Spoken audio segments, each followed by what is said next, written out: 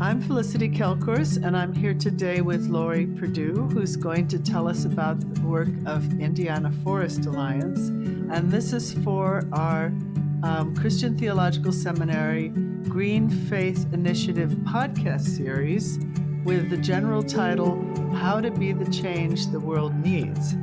So just to introduce myself and then introduce Lori, I am Associate Professor of Clinical Mental Health Counseling and Psychology of Religion here at Christian Theological Seminary, and also a member of our Green Faith Initiative group because we are a certified Green Seminary here at CTS.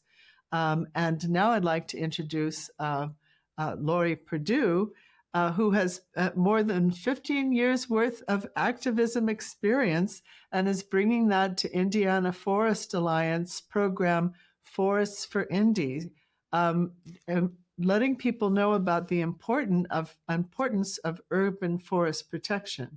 She joined the IFA staff in 2022 as an AmeriCorps public ally, serving as an outreach coordinator for Indiana Forest Alliance. Lori is an enthusiastic community organizer. I know that because we've been involved in some organizing together, and a grandmother with a deep and abiding love for the peacefulness of forests. That's a love that I share as well, and is committed to preserving those left standing here in Indianapolis. Mm-hmm. So, Lori, my first question to you is, how did you come to be involved with the work of Indiana Forest Alliance? Well, it was a natural transition for me. I had been spending about half of my time connected with anti-war organizations, Veterans for Peace and Code Pink Women for Peace in DC. I came home to deal with a health issue and just a transition in life, and was contacted by the vice president of our city council, a dear friend of mine, Zach Adamson. He had been in communication with Jeff Stant and the IFA about the issues of the National Cemetery development being proposed in that Northwoods area of Crown Hill. And there are multiple historically and ecologically very valuable trees there in that forest. Zach kind of intuited that this would become an arrest action. And based on my experience with nonviolent civil disobedience, he called me for a consult. And in talking to him, I became involved in the issue. As a veteran of the Air Force, the issue was a national cemetery, and it was an issue that spoke to me. So I became involved through activism around the Crown Hill National Cemetery issue, and became involved with the discussions with the Veterans Administration. And that was honestly one of the biggest wins I have ever experienced as an activist for the National Cemetery Organization and the owners at Crown Hill to agree to move that national cemetery to the place that we suggested that it would be was literally a dream come true for an activist. And we were able to save those trees, and they still stand. Yes, and they're as beautiful as ever. So just for background for people who may not be so aware of this, Crown Hill Cemetery is, I'm told, the largest contiguous cemetery in the United States, and it was established for Civil War veterans. And at the north end of Crown Hill, which happens to be just across the street from where I teach, Christian Theological Seminary, Butler South, there is a tract of forest. I hope I say this right because it's been a while, but I think it's 30 acres, of which 15 acres are considered the pre-settlement remnant. Now, people debate, can this truly be a pre-settlement remnant? But the fact that there are vernal pools in that woods suggests to me that this is an area that has been natural for a very long time, and certainly natural since the cemetery was founded, which would be Civil War era. Mhm. So, and I know that a biologist at Butler, Becky Dolan, documented the fact that there's wonderful species diversity in the forest. So if people know anything about forests, there's a big difference between a clear-cut forest where things just grow up back randomly versus a natural forest that truly has interwoven species diversity. So this is what citizens were trying to protect. And it was especially ironic that just next door to the forest area was a totally open space. Mhm. And I remember, and I'm not sure I'm the only one, I'm sure I'm not the only one who did it, writing a letter to the VA in Washington saying, did you realize how expensive it would be to cut down all these trees?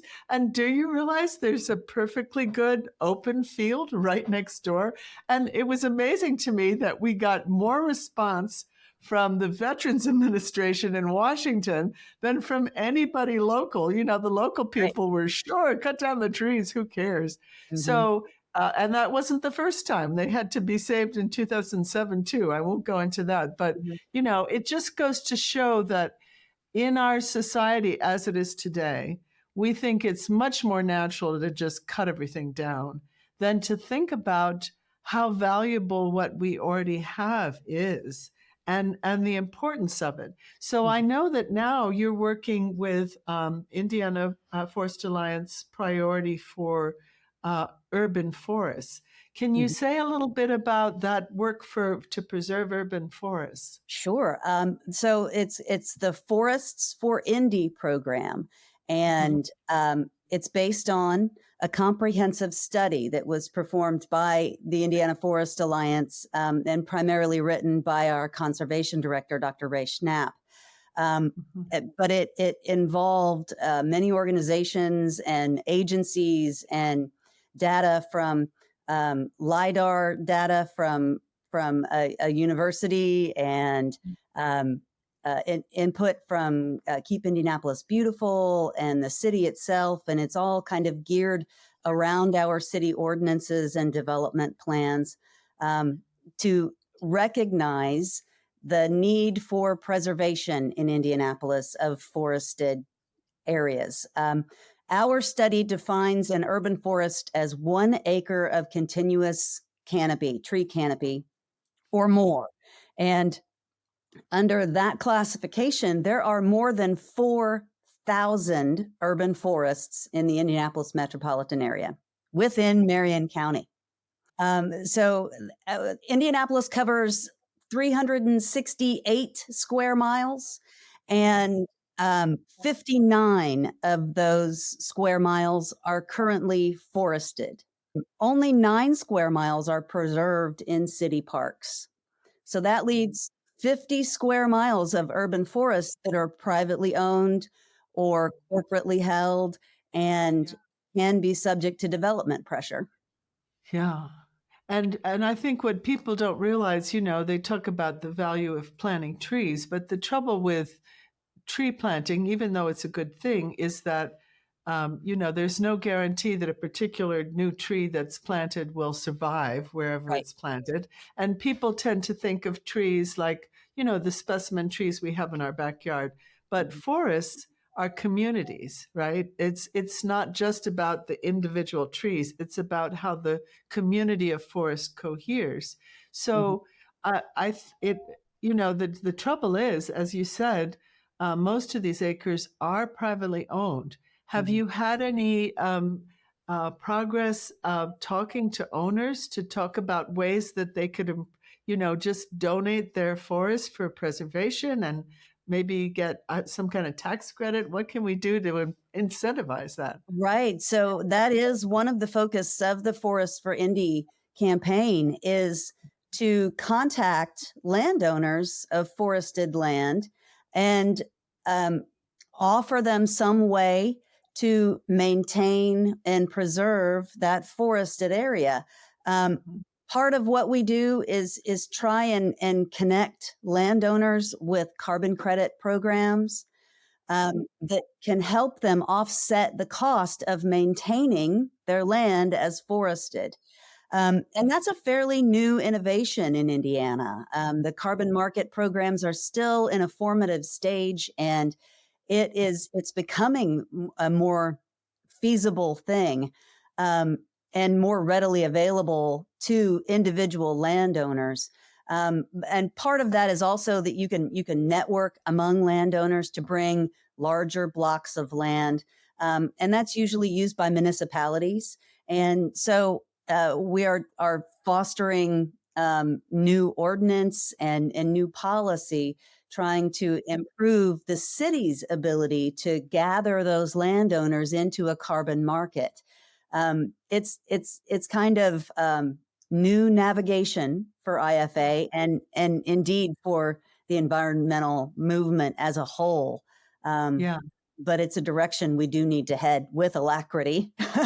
Yes, I mean, these are the kind of moves towards sustainability that we need to do right away. So, Yes. on the one hand, you've got the fact that a city is more desirable when it has trees.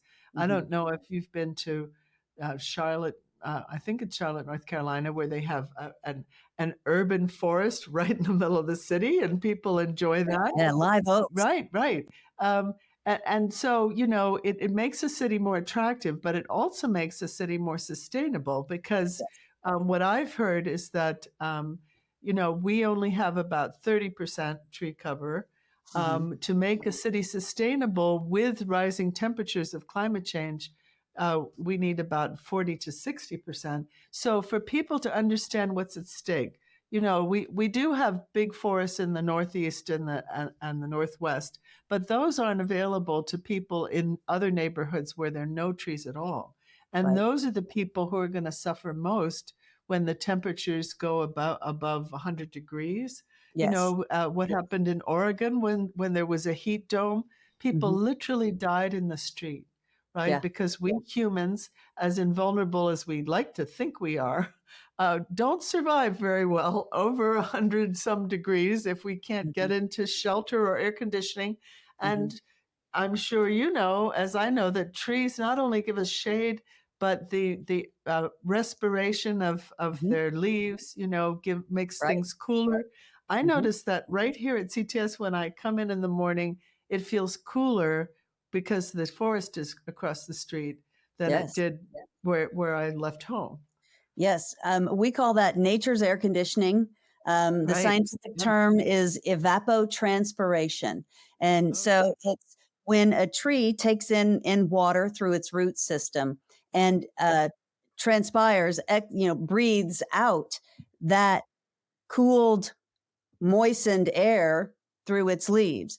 And a, a forest can be 40 degrees difference in temperature between the center of a 1 acre urban forest and a sidewalk in the sun. It can be 40 degrees difference. That is Um, amazing. and the importance to families is, I mean, it can be measured in their family budgets. Um, if you do have air conditioning, you'll pay more because it will run more. You in the wintertime with trees with that not acting as a windbreak, you'll pay more to run your furnace and heat your home. Um, shade in itself is the easiest identifiable eco benefit of trees and forests in our cities, but evapotranspiration, that continued cooling effect, Mm, has yeah. a really great effect on neighborhoods. It's been true throughout human history that we feel protected by forests, and if you cut it all down, yeah, you can make money out Mhm. of it. But I think with the cusp we're at, as I understand it, is starting to really understand externalities. So I'm sure you've come across this idea in economics that, I can mine and I can build something and then I can throw away the waste and no cost to me as the manufacturer to get rid of that waste, even though it might be polluting someone else. So in this case, we're working to save trees that will benefit everyone living around them, Mhm. and benefit our city as a whole by cleaning the air, keeping us all cooler. Mhm. Um, and so how to incentivize the owners of those trees to make that benefit available to everyone. Mhm. That's what we're really up against because of private ownership. It's like Yeah, my trees, I can do whatever I want with them. right. But we're getting to a point where we really have to think about how it affects us all. Right. And we have situations in this city that illustrate that very well. There was recently a zoning petition in the Irvington area that we worked to oppose and worked with the neighbors to get that zoning petition denied. And it wasn't for redevelopment of a forest. What happened was is the gentleman owned a century-old 2.5 acre forest just outside of Irvington City Center. And Wow. because he owned that forest, um, rather than filing for a rezoning and being subject to a tree protection plan as the city would require, before he requested zoning, came in with heavy equipment and mowed over a 2.5 acre forest that was at least a century old, Oh, wow. How sad. um, with a section of the city's right of way running through the middle of it. So there were 17 heritage sized trees of a native species in the right Oh, of way. They were public property. They belong to you, they belong to me. yeah. Um, Yeah.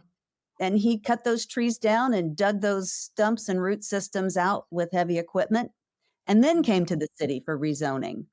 Um, Oh, good. and so ordinances that prevent that and enforcement that levies very strong penalties for behavior like that would interrupt that thought process of, oh, so it's my land, I can just do what I want and then ask Yeah. for permission. That asking for forgiveness instead of permission, um, and that was one of our biggest victories this year was to pursue that petition for a rezoning in coordination with the neighbors, and get that denied because he did not need the opportunity to build apartment buildings after having killed a 2.5 acre century old forest. Wow. So it was the forest was lost, but the ordinance was a win. Yeah, Yes. yeah, because Mhm. people could see what was at stake. You know, you drive past a forested area. I know there's some streets. I live in Northwest Indianapolis. There's some streets that I love to drive down because there's all this tree cover, and you just assume because it's there that it'll always be there. But we don't know if it'll always be there because it's private land, and when things are privately owned, people can just come in and do whatever they want with it. Mhm. So to be aware of, the as you say, the community value of forested areas, how they benefit everybody in the area. So Mhm. that was a loss that was also a win in the sense that you got people to really think about this. Yeah, Yes, I mean, it does help us illustrate our need to preserve, but at what right. cost? I mean, At what cost? Yeah, and how sad. Yeah, that I hope people were able to document the forest, before it was gone. mhm, So, yeah, the other thing that we haven't really mentioned, but I'm sure you're aware of it. So we talked about cooling the air, mhm, transpiration. There's also the flood control. So mm, forest so acts like important. Yeah. like sponges, right? So especially an established forest, it's different than you have one tree Yes. here, one tree there. But an established forest, it really acts like a sponge to hold the moisture. And as we were saying in the Crown Hill Woods, which is a natural forest, you have what was common in this whole area when this whole area was once forest, these vernal pools. So Mhm, a vernal pool is to a forest like a mangrove is to the coast, right? In these little vernal pools, you get amphibians that lay mhm, their eggs and then they hatch out later, and the pools dry up mhm. and then they get moist again. So it's a whole cycle of nature that's natural and that benefits us as urban dwellers where we don't have runoff. So when we get the big flooding problems, it's from all these paved areas where nothing can soak into the ground. That's Right. what creates the flooding. Yeah. Yeah, the greater our impervious surface area in the city, the more likely that we will have errant waters, floodwaters, that Right. we cannot predict where they will go. Yeah. Indianapolis is built on this lace-like network of Mm, tributaries and the White River and Fall mm, Creek and Eagle Creek, and mm. flooding is and always will be a problem that we have to prepare for in Indianapolis. Um, we didn't adequately prepare in, was it 1913? The Easter flood of Mhm. 1913 that wiped out the levees and along the canal and flooded all of that west and southwest side of Indianapolis. It Right. changed the landscape, and if you look at an impervious surfaces map now, you can tell the areas that had been scoured clean in the landscape by those floods. Um, Mm, and so, since that, in the past 110 years, um, we have piecemeal and responded to flooding threats, and then there have been some comprehensive plans. There is a White River plan now, a conservation plan that takes those things into account, and we have a lot of plans. The Greenways plan, mhm. the the White River Conservation Plan, all of those things are focused on that riparian corridors, those forests Mhm. that are along waterways. And Right. they and it's not just that they serve as that sponge for the floodwater, but they uh, they prevent erosion, which literally changes the way our land works, operates, and appears. And um, we we need those trees in order to keep the waterways within their own boundaries. Right. So Yeah. that is extremely important in Indianapolis. I mean, the uh, the Fall Creek corridor, and without those woods up there and in at Fort Bend, that east side of Indianapolis would flood.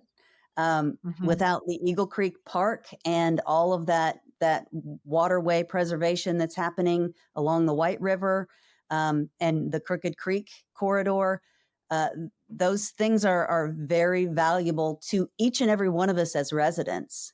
Um, your streets will be impassable, your basements will flood, and there will become health problems with the water being in places that it shouldn't be. And the way to prevent that is to keep our trees as the guardians between us and the waterways.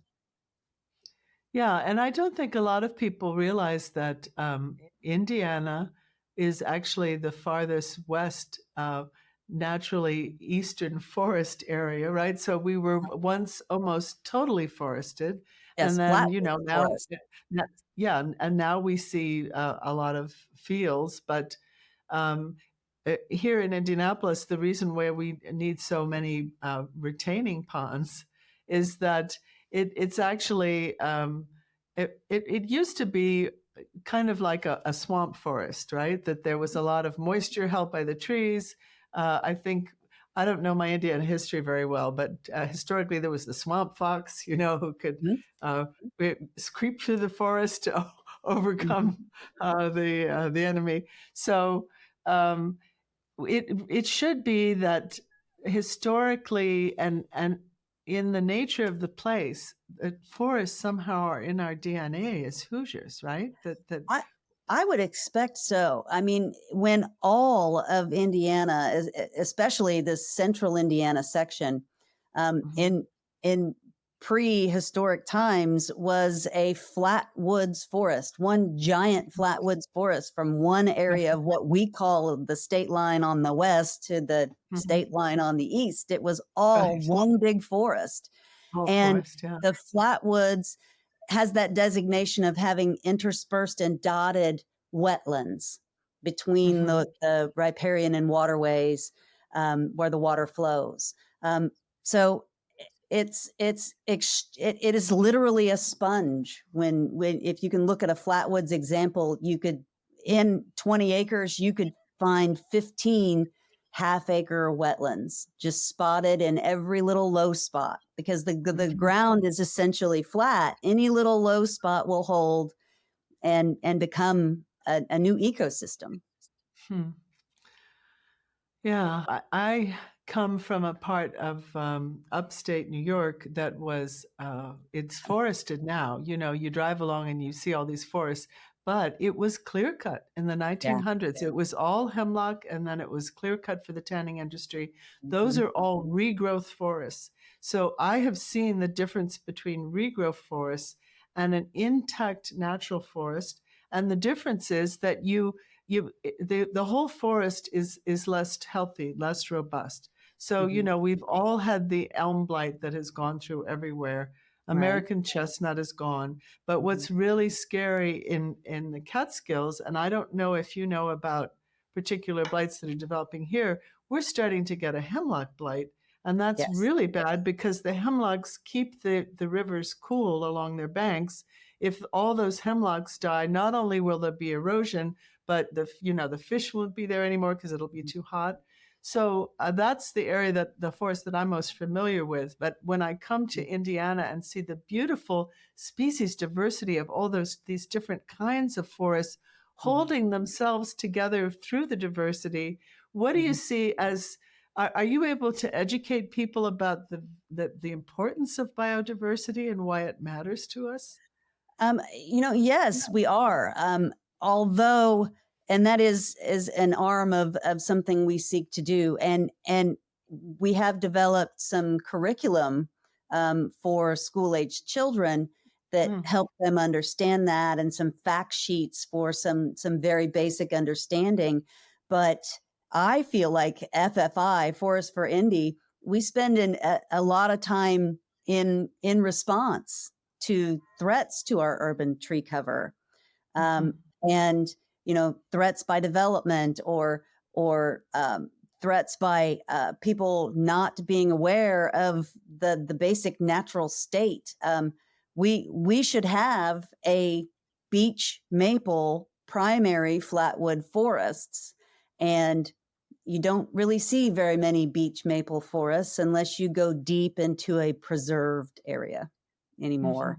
mhm, We see a lot of hickory, we see a lot of oak, and those are successional forests mostly, because that mm, is mm. not our, well, there are native oaks, certainly, um, Right. but the primary species around here was beech and maple, although it Hmm. has not been promoted for more growth since, because it's Yeah. more valuable for there to be oak and hickory as the primary And, species. yeah, and I have to tell you again in upstate New York, all the beech trees are blighted. They're these knobby, gnarly little things. They never get much above 6 feet. And I was so amazed when I came to Indiana and saw these beautiful, big, smooth beech trees. You know, they have this Mhm. smooth skin like the skin of an elephant. They're so beautiful and Yes. unique. And I had never seen a healthy beech until I Oh, came here. So, mhm. you know, this is another consequence of just color cutting everything. Things will grow back, but it'll never be the same. So Yeah, you can't recreate what you've lost. And right. we haven't even talked about the psychological value of trees. You know, when we were Right. working to preserve the Crown Hill North Woods, both in 2007 and in 2017, I heard a psychologist speak about the psychological value of trees. That Mhm. somebody has done a study. I don't have the reference, but if you can look out your window and see trees, it's calming as Yes. opposed to living someplace where it's, all concrete and nothing Mhm. green. And of course, walking in trees. I know from your bio, you love forests. I So do do. I. There's something about being in the middle of a forest where you feel like you're surrounded with nature, Mhm. and it's a sense of being held. I Yes. feel, yeah. Yes, it's about rooting for me. Mhm. That rooting down is so much easier to do, to occupy this place you are in the world, when that place is beautiful and peaceful, and thriving and thrumming with a million different types of life. There is, and there are studies, there are many studies about the mental health benefits and the physical health benefits. Recovery times are shorter after a surgery or an injury or an illness if you have regular visits to a forest. Wow. It inspires mental acuity. There are many like retirement villages that do memory care, and that's one of those things about connecting to your past and memories that it can help. Um, and the calming nature of a forest is it's one of Yeah. those things that's universally known, that moment when you can take that full and deep breath and exhale completely. It happens naturally when you walk into a forest. And so I think there is that intuitive connection between humans and our forests, because that reaction is instinctive in us. Yeah.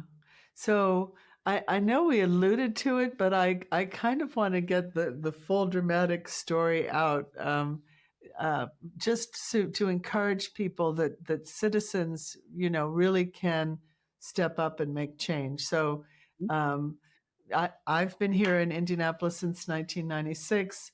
Uh-huh. I actually had a dream that made me aware of the forest before the first development came up about cutting down the trees to put in a development, just like they're going to do on Meridian. Um, Mhm.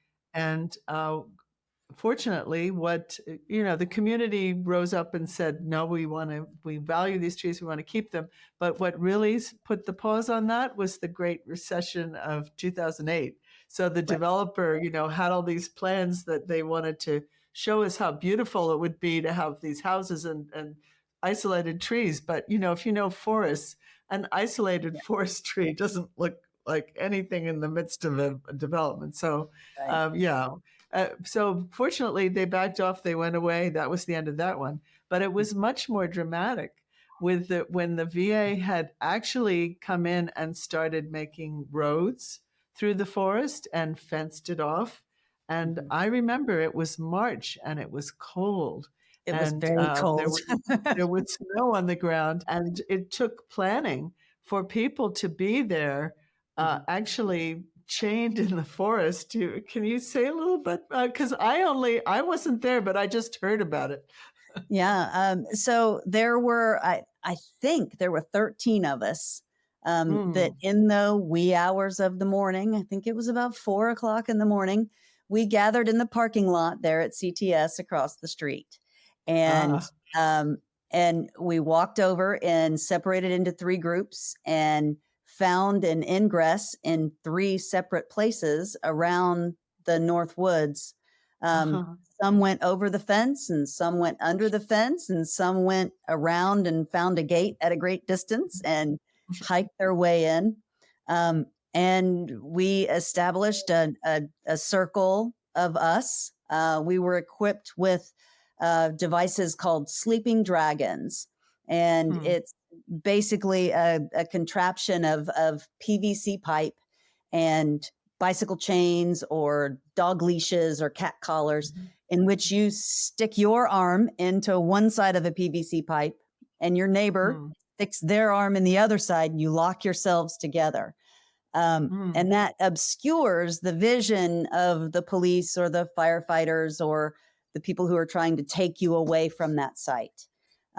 So we were prepared to circle up and lock down to some of the largest trees to prevent the tree cutters from coming in. And we had neighbors like you in your neighborhood who Mhm. tipped us off to cutting trucks and work trucks that were in the area the day before, and people out putting flags around trees about which ones they were marking. And so we participated in some extra legal behavior, and we trespassed. And that was a situation where we asked for forgiveness rather than permission. And there that it ended up being that moment that everyone in the city government, the developer at Crown Hill, the National Cemetery Administration, and the VA had to take a moment, take a breath, and really Yeah. take a look at this situation. Yeah. And the way we presented that case, we went directly to the head of the VA. We reached out to them on social media, and we launched an email campaign and a letter writing campaign and a phone call campaign. And we had Senator Donnelly behind us, and Representative Carson behind us, and Yes. working in legislative channels to make that happen. And my understanding of the story is that while we were freezing our butts off, standing in the woods, ready to lock down and risk being drug away by the police, Yeah. our mayor and our senator and our representative were in conversation with the VA. It was truly an organized direct action that was a success story, and there aren't many of them. And I'm Yeah. very proud of it, as is IFA.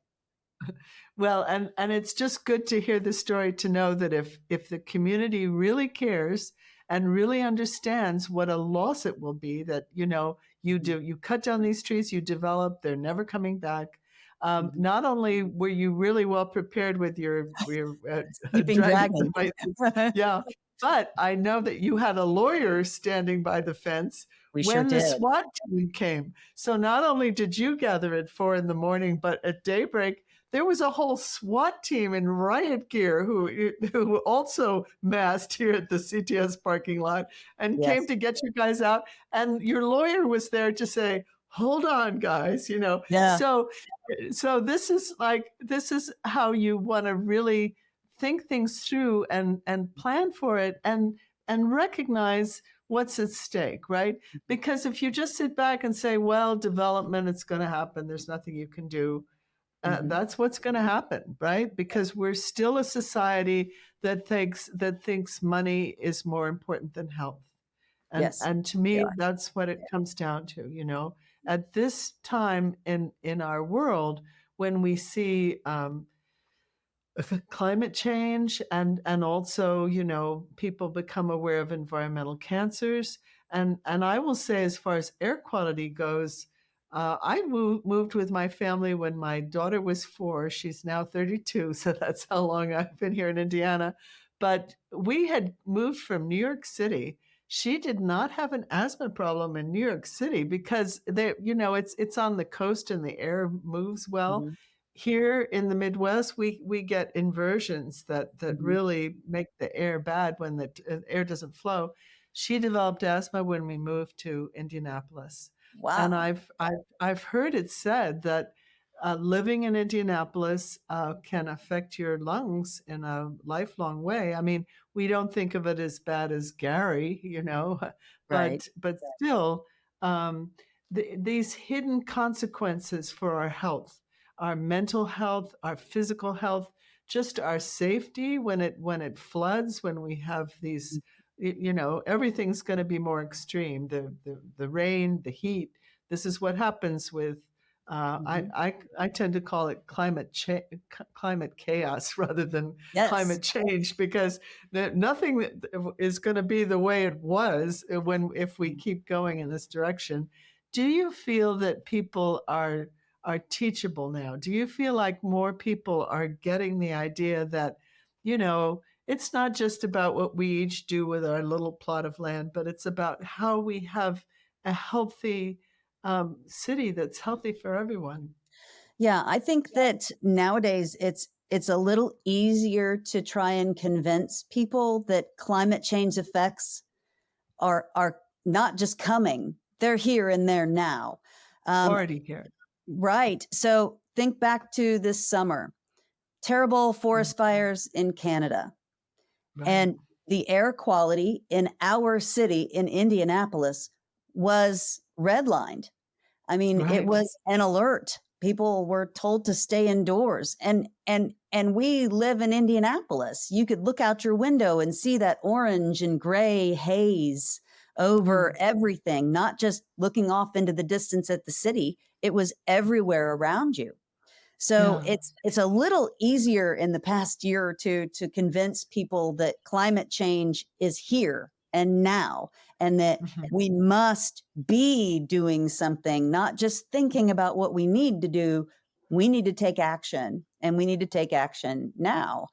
Um, Right. and so it's a little easier to start those conversations after that very visible example of a danger to our environment, that climate change effects are here. Right. And you know, the irony of that date, June 6th, it was the same day that I was starting our first eco-justice, Oh, eco-theology, and eco-psychology, eco-justice course.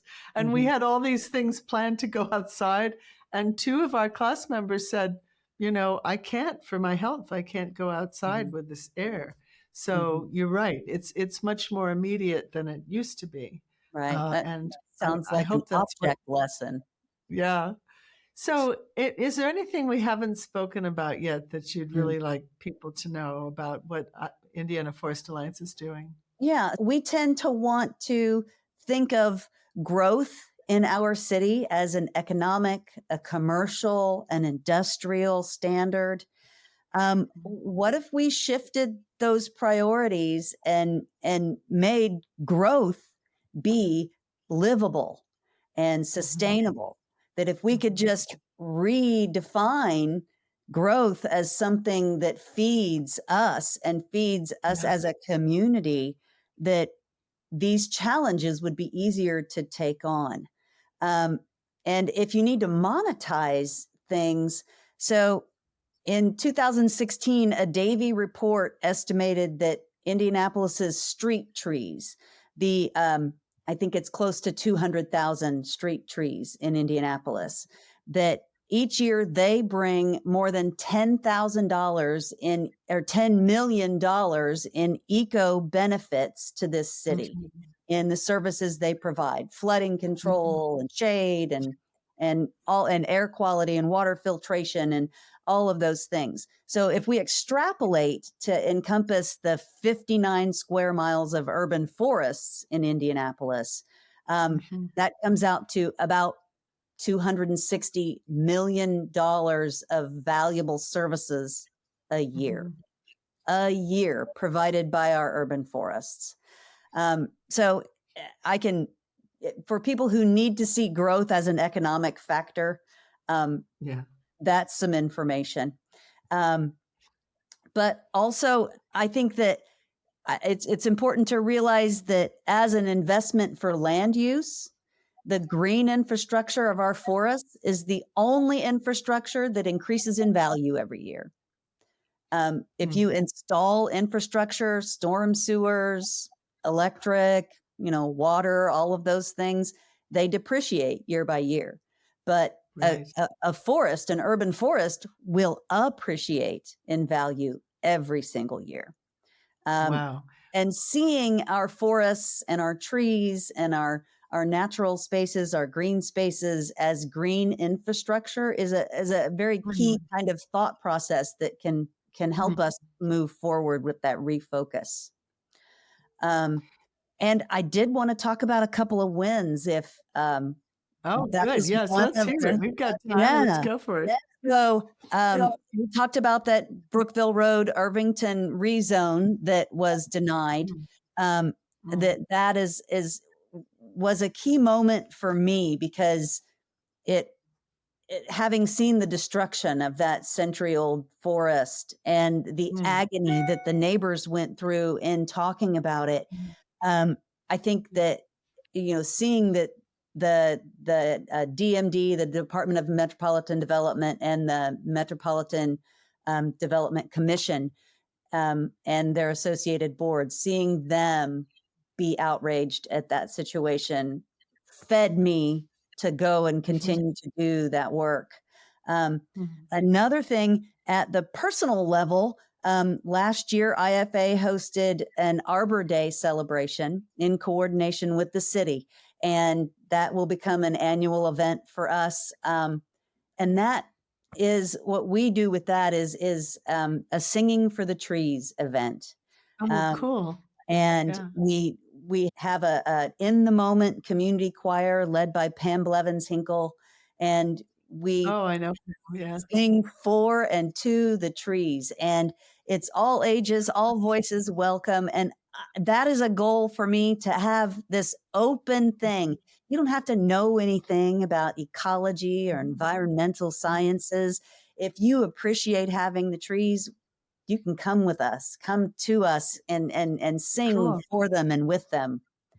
Um, So has and that already happened for this fall, the it, singing for the trees? So that was in our Arbor Day at the end of March. And Oh, cool. Yeah. yeah, so in December, I will start planning for the next one in March. Okay.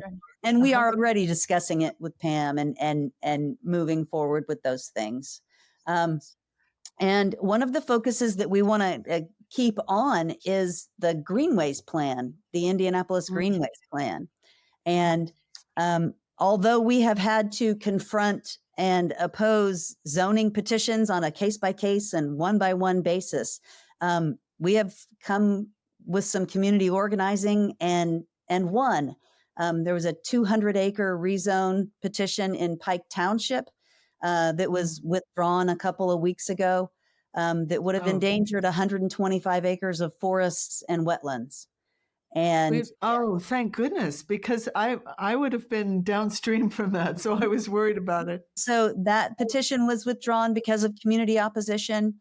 Great. And Yeah. so the organizing around bringing people into that conversation, and with enough education to say, wait a minute, we don't want this and we don't need this in our community. We want you to redevelop Traders Point instead of scraping off Eagle Creek Forest.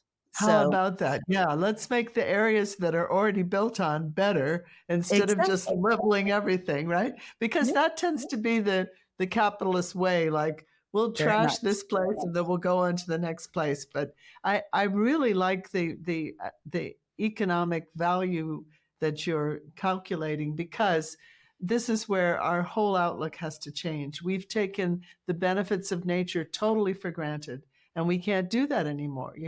Do we want to have clean air to breathe? Do we want to be cool enough to live? Do we want to have clean water and healthy food that's not been contaminated? These things have tremendous value. And if they're not accounted for, then we'll just keep doing business as usual, which uh, I don't know if you saw that little kids movie Wall-E. I Uh-huh. think that, yeah, searching for the one green thing that's left, Yeah. and I think it was Chief Seattle. I'm probably going to quote this wrong, but this wonderful quote of, "So, are you going to be able to eat your dollars when the last fish is gone?" That's Right? right. I mean, we really need to think about sustaining what we all know we value, but when everything's parceled out into little private plots, you really have to come together as a community to say, wait a minute, we're all going to lose if Mhm. this just gets developed. Yeah. Just the idea of bringing in a potential paradigm shift, Hmm. to understand what growth is. What is success? Is it Yes. success when we build every street up to 10 stories and have people in little boxes overlooking each other? And we can say economically that we have concentrated all of our effort and done the best we can in capitalism? Or do we look at each other as human beings and say, you need shade, you need Hmm. clean water, and I do Yeah. too? And the best way to provide that is by having our natural areas be our natural areas. Right. So we're going to wrap up pretty soon, but one thing we haven't talked about explicitly is the whole eco justice dimension. Hmm?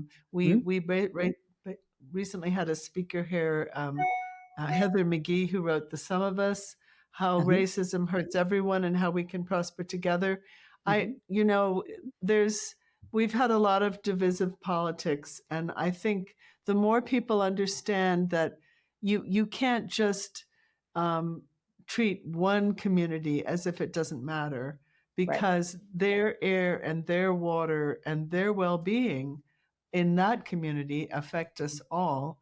Yes. So do you feel like that people are becoming more aware of the justice aspect, right?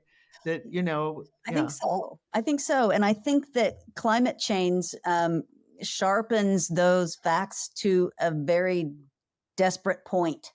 Um, yeah, that there is a direct connection between our underforested neighborhoods and our mm, underserved and underrepresented peoples.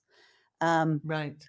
and in Indianapolis, there are multiple neighborhoods that need reforestation and Yeah. need some serious preservation. A place that I've been working with as a public ally and have transferred that knowledge and experience from my ally work into my work with Forest for Indy is Northwest Landing on the Mm, near northwest side of Indianapolis, between mm. the canal and Martin Luther King Drive. Oh, So, right nearby. Yeah, yes, and yeah. south of Crown Hill and along the canal, and it is a traditionally Black neighborhood, and was contiguous with Ransom Place until IUPUI demolished Ransom Place there near Indiana Avenue, and Mhm. separated and divided those communities with the highways. Oh, And destroying a whole community there. Yeah, yeah, right, and so one yeah. of my concentrations for preservation efforts really is rooted in Northwest Landing there along the canal. The neighbors and the organizations in that neighborhood are very, very aware of their um, position in the city to be affected by climate change more severely than the neighborhoods around them because of the Mhm. condition of their tree cover, their lack of Right. tree cover. Lack of tree cover. Yeah, Yes, yeah, yeah. temperatures there can very quickly get out of control with Mhm. the coming heat waves. Air quality is lessened, um, and so the disinvestment in that community means that there was little maintenance done on public areas and things like that. The city is turning those things around. Um, Good. and the neighborhood itself has really taken control and invested their own time and energy into being very proud of their neighborhood. And Mhm. so we are connecting their pride and their research on their history in their neighborhood with a timeline based on the age and presence of their native trees. And Wow. so it's very gratifying, and it is probably one of my very favorite things about this job is being able to work with Northwest Landing.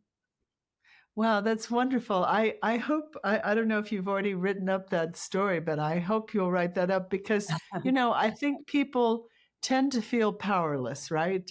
Like, oh, these big entities and these big government and people with money, they make all the choices. There's nothing we can do.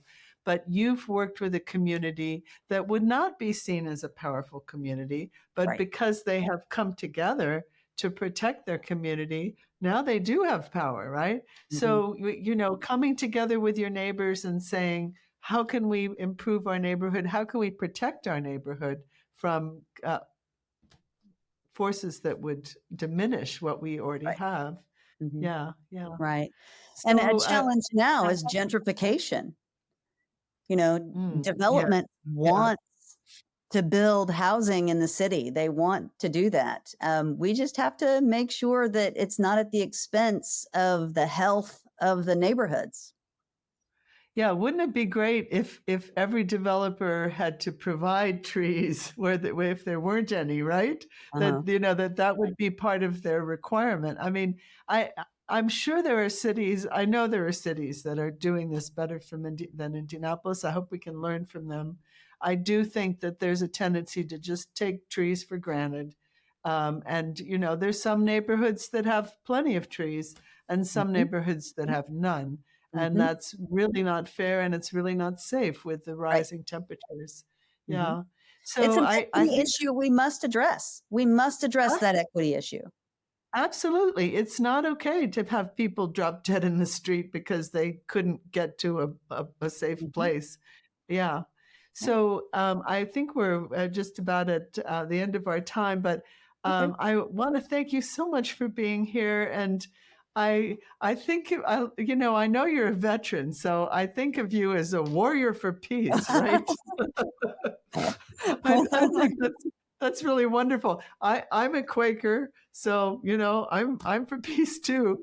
And my hope, being in theological education, is that churches can be some of those community groups where people come together and learn and understand what's going on in their community and join together to make a difference, right? Yes. Because all by ourselves, none of us can do it, but we Right. can if we're informed and we come together. Right. It's that philosophy of each one, teach one.